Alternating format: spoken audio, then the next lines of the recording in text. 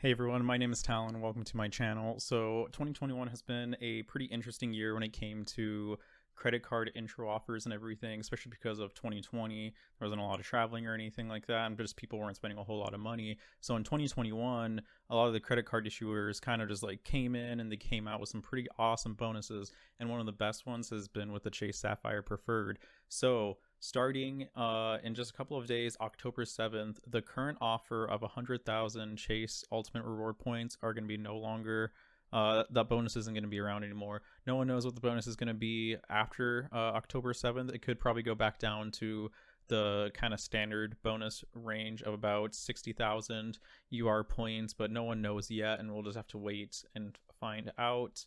So if no one knows what the Chase Sapphire Preferred is, it's kind of an interesting mid-level credit card. There is a little bit of an annual fee. It's going to be $95, but with the intro bonus of 100,000 Chase Ultimate Reward points, if you just redeem that for cash back, that's going to be $1,000. Definitely makes it worth that $95 annual fee for multiple years, actually. And if you want to use it, one of the best things about the Chase UR system in general is they make it really easy to get good value out of cards without having to delve in and do a whole lot of research. So if you want to do something really easy, you could just redeem those points for travel, which would give you 1.25 cents per point. It gives you a 25% bonus for those points. So instead of $1,000 cash back, you get $1,250 for travel if you book through the Chase portal.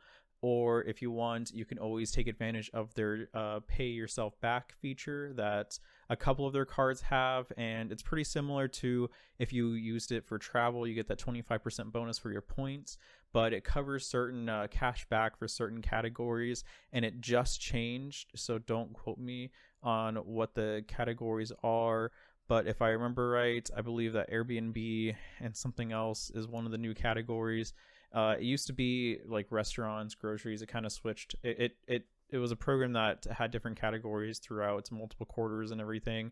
So you can still take advantage of it if you have spending in those certain categories. You can get some elevated bonuses for those reward points to get some extra cash back. Or since it's the Chase Sapphire Preferred, you can actually transfer your points out to airlines, and this is kind of when it gets a little bit more complicated for people. You might not want to delve into the whole credit card game and everything too much, but if you have a certain airline that you prefer flying, you can always transfer those 100,000 points to certain airline miles or hotel points, and you can then book like reward travel through them and everything, and you can get some elevated value out of doing that, especially if you like flying business first class, or you like going to some of the more expensive properties that some of the hotel brands have, such as IHG and Hyatt.